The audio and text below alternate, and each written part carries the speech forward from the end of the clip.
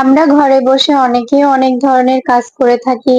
কেউ সেলাইয়ের কাজ করে, কেউ রান্না বান্না ভালো লাগে রান্না বান্না করে, অনেকে অনেক আর্ট করে। তো যাই হোক, আমি আজকে একটা জিনিস ভিডিও ক্যাপচার করলাম এবং শেয়ার করব। সেটা হচ্ছে সিম্পল ভাবে পুঁতি দিয়ে কিভাবে আপনারা স্লিপার এবং জামার নিচে গলায় কাজ করতে পারেন।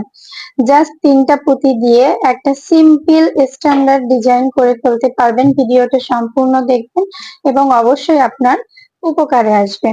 তো আমি এখানে আমার একটা কাস্টমারের জামা ছিল, কামিজ আর কি, সেটাতে আমি ভাবলাম একটু কাজ করে দিই জামার নিচে আর কি, ঝুলের পাশে। তো এই ডিজাইনটা করে দিলাম, একটু স্পেস স্পেস রেখে করলাম যাতে ভালো লাগে দেখতে। তো খুব সহজেই করে দেখালাম, আপনারা একবার দেখলেই পেরে যাবেন।